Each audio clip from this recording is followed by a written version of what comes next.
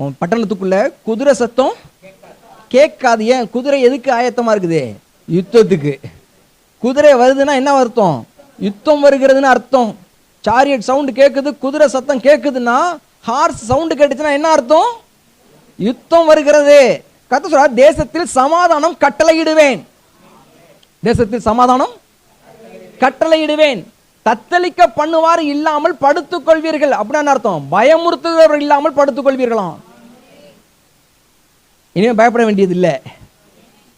பயப்படுத்துகிறவர்கள் இல்லாமல் படுத்துக் கொள்வீர்கள். துஷ்ட மிருகங்களை தேசத்தில் இராதபடிக்கு ஒளிய பண்ணுவேங்கிறார். இங்கேயும் என்ன சொல்றாரு? ஆமா, துஷ்டத்தனம், துஷ்டன் உன் வழியா பிரவேசிப்பதில்லை. உன்னை அழிக்க நினைக்கிறவர்கள் இனி உன் வழியா வர மாட்டாங்க சொல்றாரு. உன்னை அழிக்க வருகிறவர்கள் உன் வழியா என்ன செய்ய மாட்டாங்க? வரமாட்டாங்க சொல்றாரு. அடுத்து சொல்றாரு, தேசத்தில்